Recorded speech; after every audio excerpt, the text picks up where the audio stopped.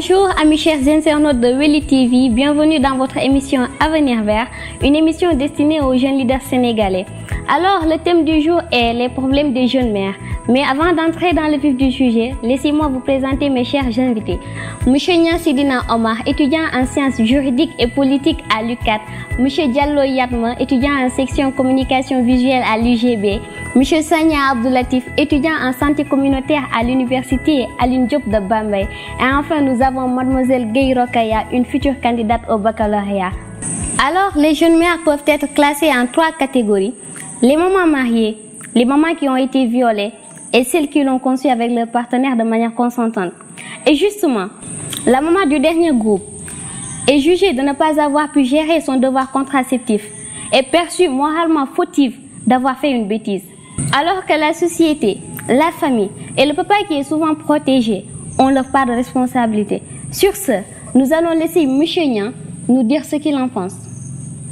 Merci beaucoup Khadi pour la présentation. Bonjour chers internautes de Weli TV. C'est pour moi un honneur, un réel plaisir d'être invité et convié sur ce plateau. Alors moi je m'appelle Seydina Omar Niang, je suis étudiant à la faculté des sciences juridiques et politiques de l'université Cheikh Anta Diop de Dakar. Alors merci d'abord pour le thème choisi parce que c'est un thème ô combien important, les jeunes mères. Et avant d'entrer dans le vif du sujet, laissez-moi d'abord camper le décor. Vous l'avez tantôt signalé, il faut d'abord se poser la question de savoir, mais qui peut être jeune mère? Qui est jeune? D'abord, pour être jeune mère, il faut être mineur et naturellement, il faut être une fille bien sûr, parce que à ce que je sache, un garçon ne peut pas engendrer. Maintenant, il y a 3 catégories de personnes qui peuvent être des jeunes mères. Une fille mineure qui engendre un enfant peut être considérée comme une jeune mère.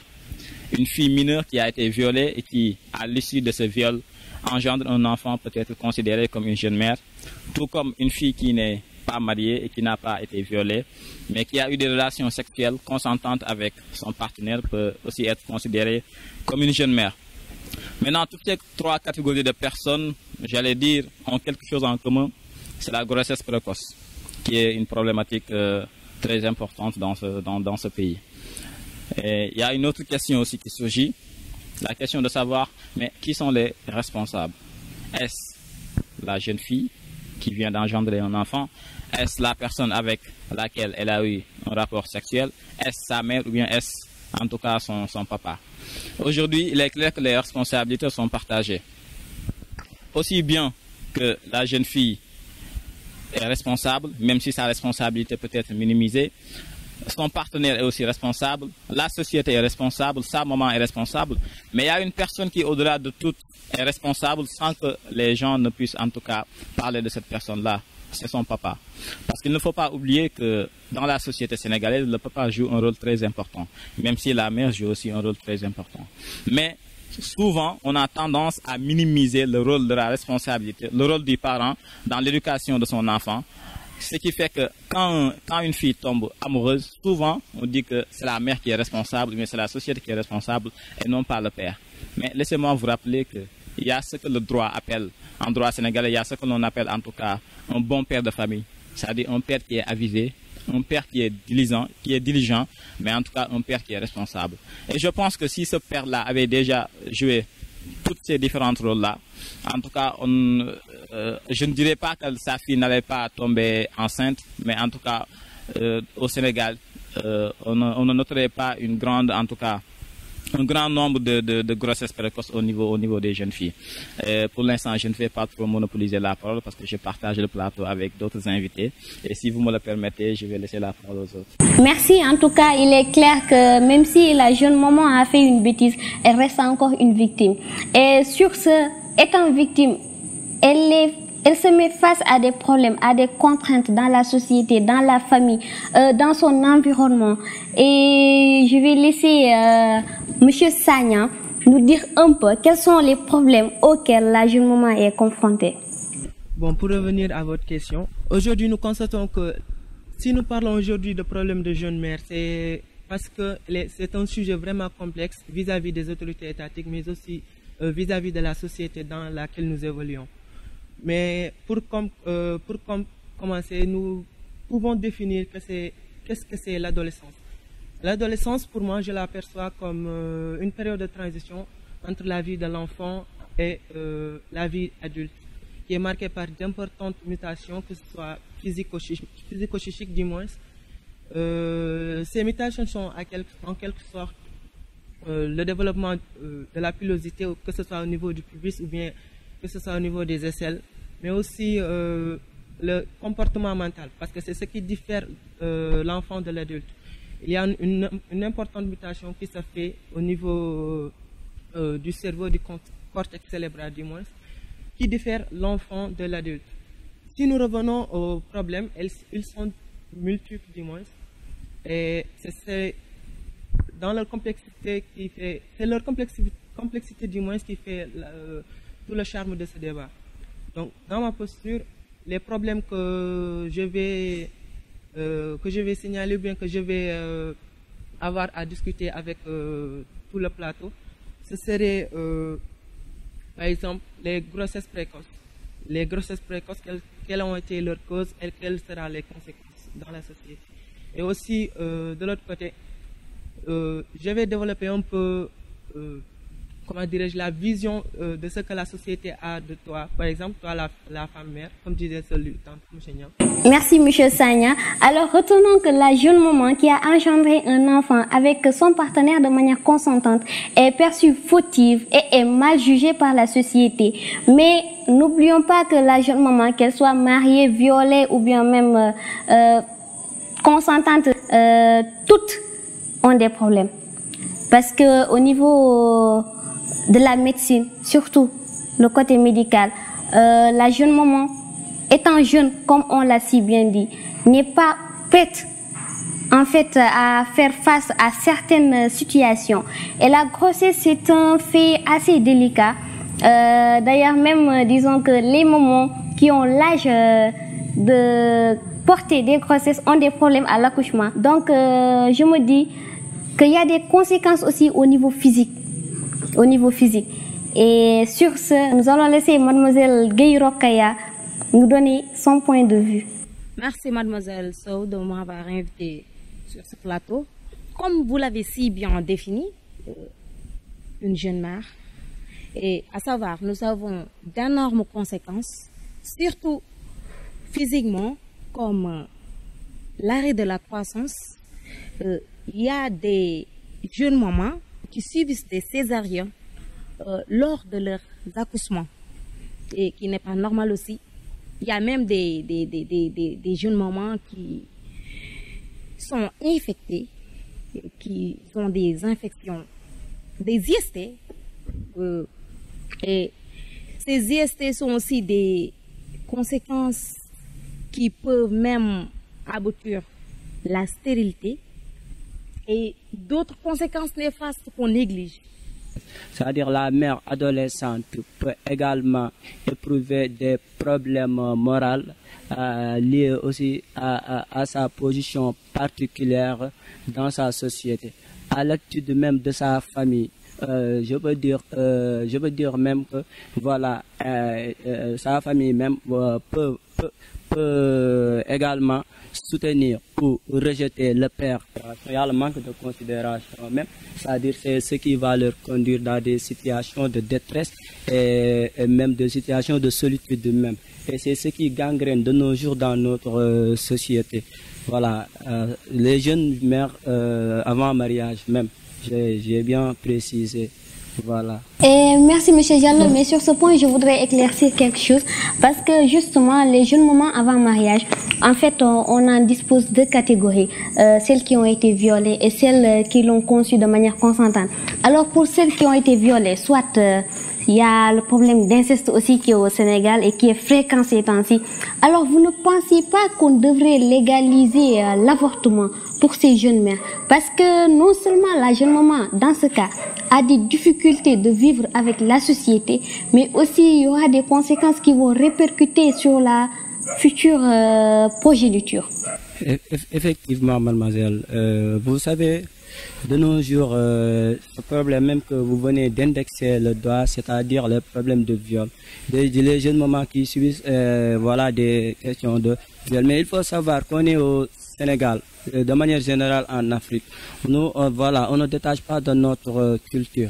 Même si on légalise le projet de l'avortement pour certains en Afrique, d'autres, voilà, ils vont pas, voilà, accéder à ce projet d'avortement parce qu'on n'est pas entre parenthèses, on n'a pas même la vie des Occidentaux.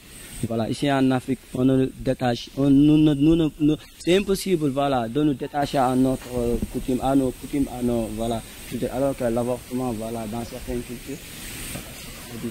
En fait, si je comprends très bien ce que vous voulez dire, c'est que nos réalités nous empêchent de légaliser l'avortement en tant que tel. Effectivement, en tant qu'intellectuel, voilà, en tant qu'acteur de développement, l'avortement, voilà, est la chose qu'on doit prôner même, est la chose qui peut-être, voilà, rendre de moins en moins les viols. Mais voilà, comme je viens de vous dire, c'est pas facile même de la légaliser, quoi.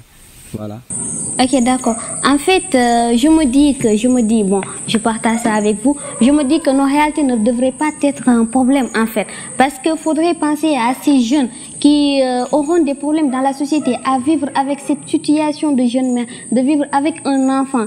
Et d'ailleurs, on peut dire que c'est un enfant qui conçoit des enfants. Donc, vous ne pensez pas que nous devrions un peu mettre les réalités sénégalaises ou bien africaines, quoi qu'il en soit, de côté et essayer de voir comment on peut éradiquer ce fléau? Bon, la question, elle est intéressante, bien sûr. Et pour moi, c'est pas une question de réalité. Parce que si on part du postulat selon lequel nous sommes africains, que nous sommes sénégalais, et que nous avons des réalités, mais nos premières réalités, c'est que un garçon, c'est un garçon, une fille, c'est une fille. Mais la réalité africaine, c'est quoi? La réalité sénégalaise, c'est quoi? On le dit souvent en Wolof, donc je pense que si déjà dès l'entame, on suivait nos réalités, il y aurait de moins en moins de viols, il y aurait de moins en moins de grossesses précoces. Ça c'est très important. Mais dans un second temps, j'allais dire que je ne suis pas contre et je suis tout à fait en phase avec le fait qu'il faut en tout cas des lois pour l'avortement, mais l'avortement médicalisé, c'est très important. Parce qu'il ne faut pas permettre à n'importe quelle personne de se lever un beau jour et de dire que voilà, moi je fais de l'avortement. Non, il faut de l'avortement médicalisé, c'est-à-dire de l'avortement assisté. Parce que je ne peux pas comprendre qu'une jeune fille innocente à qui on vole son avenir, cette jeune fille-là conçoit un enfant et qu'on lui dit, avant même de concevoir cet enfant, cette fille, imaginons qu'elle a été violée, mais elle est dans son droit. Ce n'est pas elle qui a demandé qu'on la viole. Ce n'est pas elle qui a cherché à être violée. Parce qu'aujourd'hui, il y a des fillettes de 3 ans qui sont violées. Le phénomène de la pédophilie. Il y a des filles de 8 ans, il y a des filles de 11 ans, de 12 ans qui sont violées. Donc, je pense que cette fille-là a droit à une seconde chance. Parce que tout le monde a droit à une seconde chance. Et sa seconde chance, c'est quoi? C'est qu'on puisse nous permettre l'avortement médicalisé pour que cette jeune fille-là décide de son avenir, décide de son sort. Si oui, elle veut garder son enfant, qu'elle le garde et que la société l'assiste, et que ses parents l'assistent, et que ses voisins l'assistent. Non, elle ne veut pas garder son enfant. C'est son choix à elle. La première fois, on l'a fait concevoir un enfant sans son aval. Laissons-la au moins décider de son avenir. De mon côté, pour répondre à votre question, je suis un peu dans l'amalgame pour choisir le oui ou bien le non. Pourquoi? Parce que je me dis, la décision finale reviendra tant du côté médical, mais aussi à l'éthique. Pourquoi tant du domaine médical? Parce que, par exemple, on ne choisit pas qui est son prédateur sexuel, comme je l'ai dit tantôt, mais je pense que si la fille mère qui est enceinte, oui, si elle fait des visites prénatales, mais le docteur ou bien le médecin-chef se rend compte qu'elle a une bonne configuration anatomique, je parle de la configuration de son utérus et tout ce qui va consort. Si la configuration elle est bonne et si nous savons qu'elle est prête à recevoir l'enfant, donc je pense que la légalisation là-bas de l'avortement, elle n'a pas sa place. Pourquoi elle n'a pas sa place? Parce que la fille engendre dans son âme, dans son être, un petit enfant, une vie qui est en train de grandir au sein même d'elle. Mais si nous revenons dans le domaine de l'éthique et de la morale, je ne pense pas que qu'on puisse rejeter, à savoir l'avortement précoce. Parce que nous savons, comme l'a si bien dit M. Nian, il faut donner à la fille son seconde chance du moins. Et si nous apercevons que la fille n'est pas encore prête à recevoir l'enfant, ou bien sa vie est mise en péril, donc là-bas, l'avortement, je pense qu'elle est une bonne solution pour lutter face à ce fléau. Exactement, laissons-la décider de son avenir, donnons-lui une seconde chance. Alors on devrait penser à une loi, la criminalisation du viol. En fait, c'est une loi qui a été votée, mais justement, l'application n'est pas complète. Même si on l'applique, c'est pas tout le temps. Tu vois quelqu'un qui viole un enfant, on le condamne 2 ans, 3 ans, et après il est libre. Qu'est-ce que vous en pensez, M. Sagna? Bon, pour ce qui est de la criminalisation des viols, n'est-ce pas? Bon, dans ma posture, je pense qu'il faut regarder le fond du sujet, à savoir l'auteur, est-ce qu'il n'avait pas de problèmes psychiques ou bien, en quelque sorte, il faut regarder le cœur du problème. Et parfois, si on se rend compte que l'auteur il a fait de son plein gré, bon, là-bas, l'importance réside de le traîner jusqu'au tribunal. Mais si on s'aperçoit qu'il a un problème, ou bien il a fait juste par erreur, ou bien par, comment dirais-je, par nature, il a juste ressenti comme ça. Bon, il peut être puni d'une part, mais de l'autre part, cela demande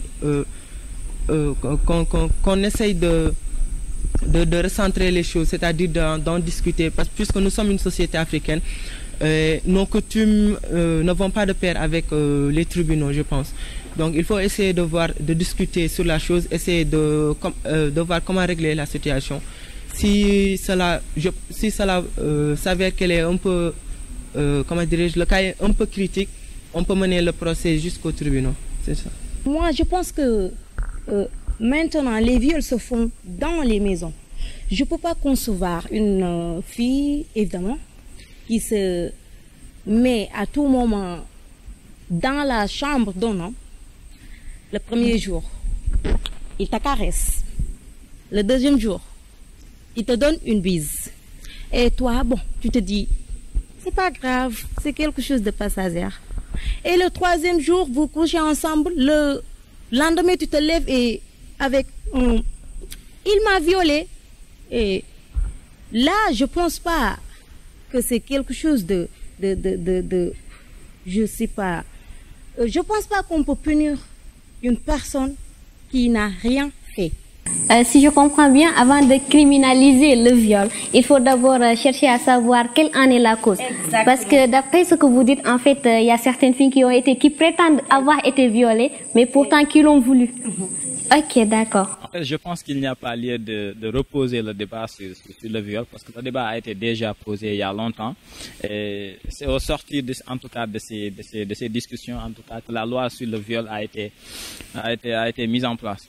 Mais maintenant, moi, ce que je veux dire là-dessus, c'est que le viol, maintenant, il est devenu un crime.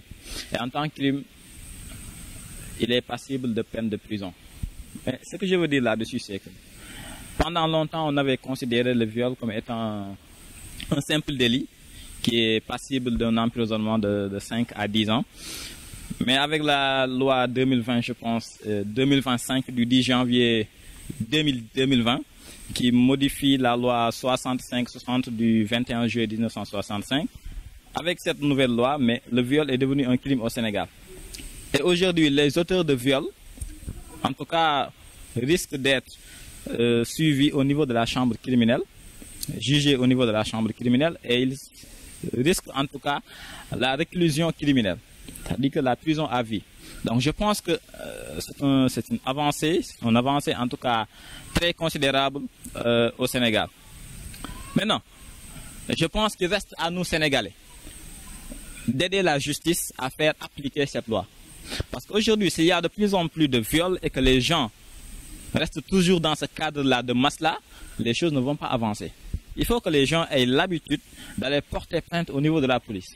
Maintenant, qu'ils ne viennent pas nous dire toujours que voilà, j'ai porté plainte, mais ce gars a été jugé pour viol, mais il n'a été en prison que pendant 2 ans. Non, il faut signaler qu'il y a ce qu'on appelle en droit et en procédure pénale des règles de forme et des règles de fond. Là, ce sont les affaires de la justice. Mais il y a un cas de viol dans une contrée bien définie, bien déterminée, que le responsable de la fille ait au niveau de la gendarmerie, au niveau de la police, qu'il porte plainte. Maintenant, la justice va faire son travail. Si la justice ne fait pas son travail, ils ont la possibilité de faire un appel. Parce que c'est une nouvelle loi qui a été instaurée au Sénégal et donc cette loi doit être appliquée. Maintenant, je lance un message à tous les Sénégalais, juste à nos parents qui sont au nord, au sud du Sénégal, qu'il faut aller porter plainte. Qu'il y a une nouvelle loi qui criminalise le viol. Et que le viol, en tout cas, on ne doit plus rester dans ce cadre-là de masla, dire que voilà, c'est une affaire de famille. Non, parce que cette personne-là qui voit une fillette de 8 ans, de 9 ans, de 10 ans ou de 12 ans, qui viole cette fille-là, mais il n'a pas au préalable regarder au niveau des affinités de la famille des maslas. Non, s'il avait pensé à cela, il n'allait pas violer cette fille. Donc il l'a déjà fait, que les gens portent plainte et que le droit fait son travail. C'est vrai ce que vous avez dit pour, comment dirais-je, pour aller porter plainte au niveau des brigades de police. Mais il y a un autre problème, à savoir, certains n'ont pas ce choix d'aller, comment dirais-je, d'aller porter plainte au niveau de la police, mais ils sont juste, comment dirais-je, encerclés dans ce cercle restreint, à savoir que ils ne peuvent pas aller divulguer ce crime. Pourquoi? Parce que l'auteur, par exemple, est le porteur de lueur. Par exemple, si je suis violeur, je m'en dis, si je suis violeur et je suis le soutien de cette famille, c'est moi qui leur donne de la nourriture, c'est moi qui leur donne de quoi vivre tous les jours. Mais est-ce que si je commets un crime, est-ce que la famille elle est dans l'obligation de me porter plainte? Bon, je pense que d'une part, non. Parce qu'ils vont regarder que, par exemple, si, bien vrai qu'on a violé notre fille, on a violé une des nôtres, mais porter plainte, ce serait réduire, comment dirais-je, nos vies en quelque sorte. Vous comprenez, ça, c'est l'aspect un peu financier, un peu économique. C'est un autre problème que d'énormes sociétés ont eu à rencontrer. Alors là, ça devient grave. En fait, M. Sagnan, vous préférez avoir dans une famille des filles violées que de réduire leur vie en miettes parce que tout simplement le violeur est le soutien de famille, si je comprends bien. Non, je suis pas dans cette posture. Je dis que il y a de ce lot de personnes, à savoir, ils n'ont pas, comment dire, ce soutien. Par exemple, si quelqu'un était venu, ou bien la famille dit moins, elle allait déclarer ce crime à une autorité, il pouvait leur aider. Parce qu'il se dit, la personne dont nous déclarons qu'il est coupable, il est le soutien de la famille. C'est lui qui aide la famille. Mais si la famille n'a pas de soutien, parce qu'aujourd'hui, si tu vas à la brigade déposer ta plainte, bon, on ne va pas voir quel est l'aspect intéressant dans le problème. On ne va pas voir quelle est la position de cette personne, de ce prédateur sexuel dans la famille. On sait juste qu'il a commis un crime et il doit être déféré. En tout cas, merci à vous, merci. Les réponses ont été pertinentes et ce qu'il y a à retenir, c'est que la criminalisation du viol, non seulement elle a été votée, mais aussi elle doit être appliquée. Mais avant l'application, essayons de voir le fondement du viol, comment ça s'est passé, qui a été victime et qui a été violeur. Maintenant, nous allons passer aux solutions parce que, comme on le dit si bien, tout fléau a des solutions. Le viol, les jeunes moments, il y a quelque chose qui l'a engendré. Et je crois que surtout, la santé de la reproduction, en fait, c'est une filière qui devait être inclue dans l'éducation, comme à l'école et dans la famille. Parce que, n'ayons pas les choses, on est au Sénégal et parler du sexe est un sujet tabou. Vous le savez aussi bien que moi. Alors, qu'est-ce que vous avez à dire par rapport à ce fléau, à éradiquer surtout? Bon, moi, si vous me le permettez, avant de parler des solutions parce que, en fait, nous partons du postulat selon lequel, avant qu'il y ait de solutions, d'abord, il faut qu'il y ait des conséquences. Et à ce que je sache, nous n'avons pas encore parlé de conséquences.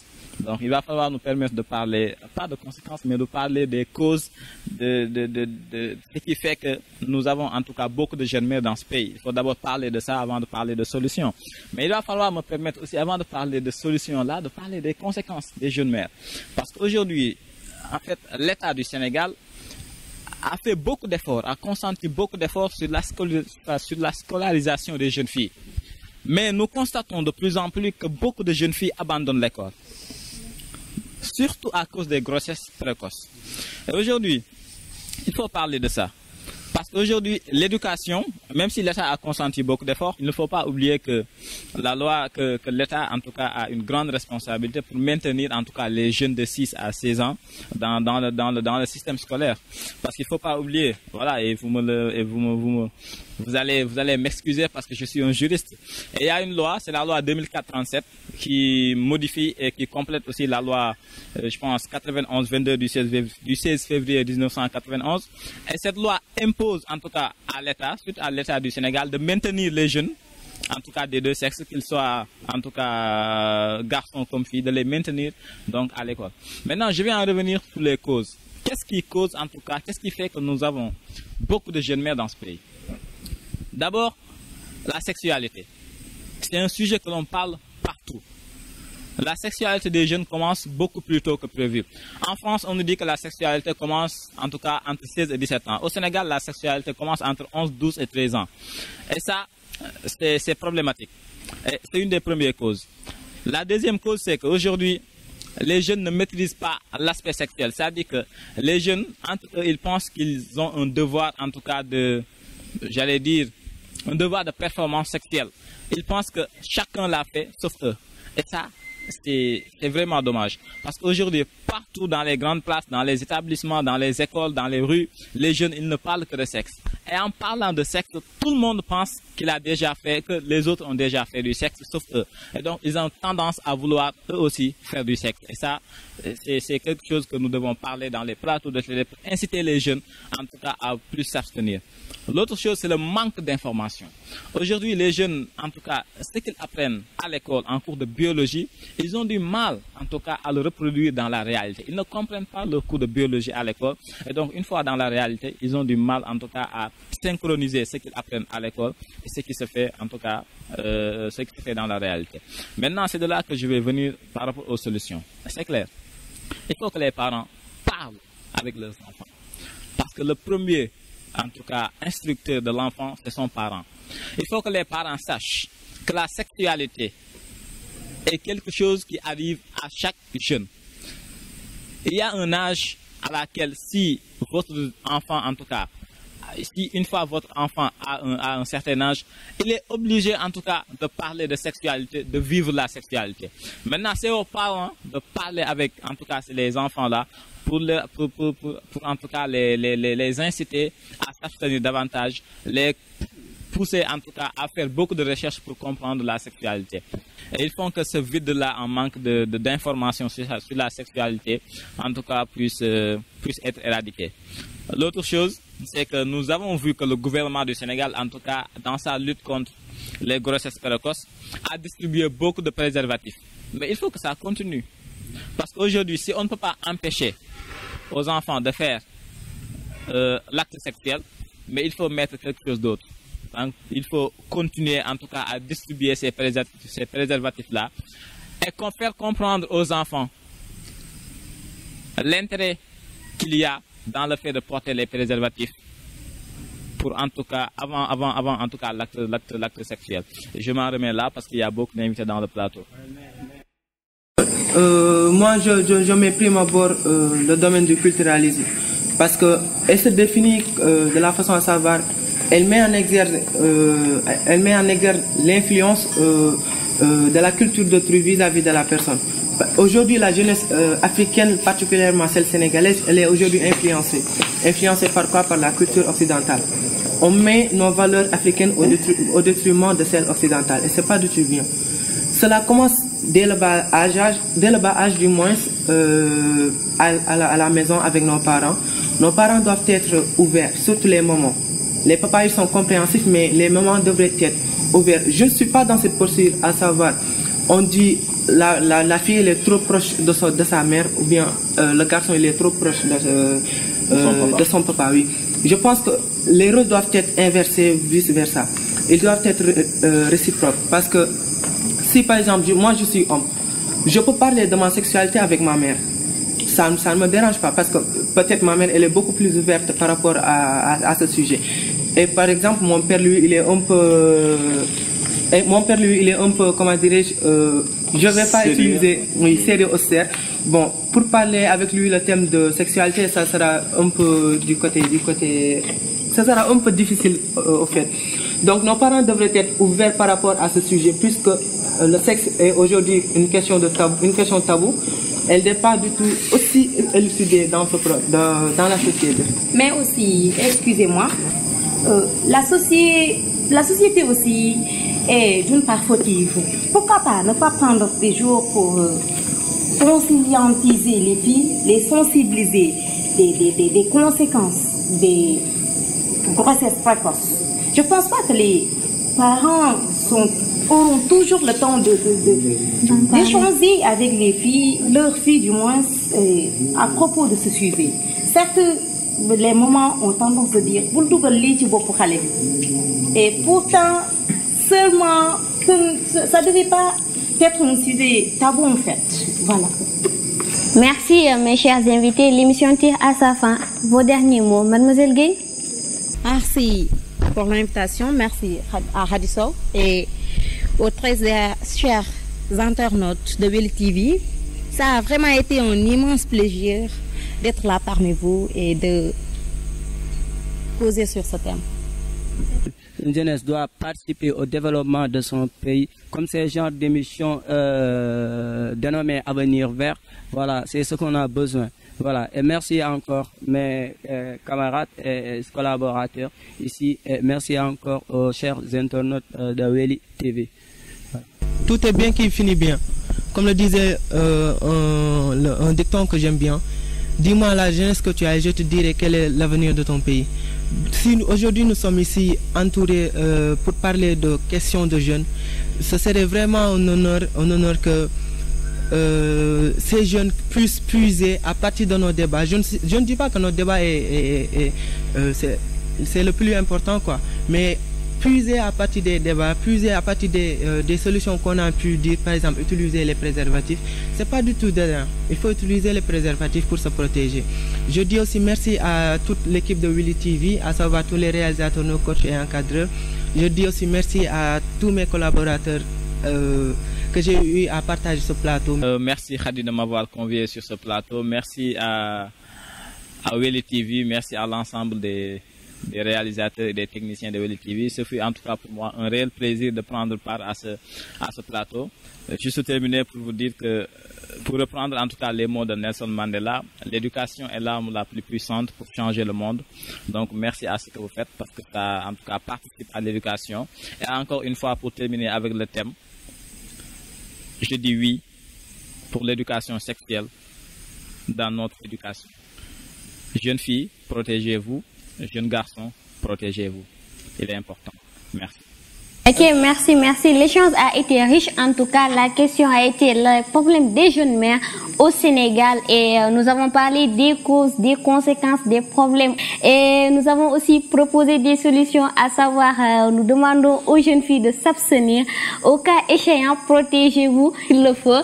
Et la famille aussi a sa part de responsabilité. En tout cas, les familles doivent parler avec la jeune fille autant qu'aux jeunes garçons. Et aussi la société a sa part de responsabilité, justement en essayant d'organiser des séances de sensibilisation et de conscientisation. Et nous allons éradiquer ce fléau. Merci à vous. Et je rappelle que vous suivez votre émission Avenir Vert, une émission destinée aux jeunes leaders sénégalais. Et nous vous donnons rendez-vous au prochain mois, Inch'Allah. Pour participer, contactez ce numéro 76 129 27 27.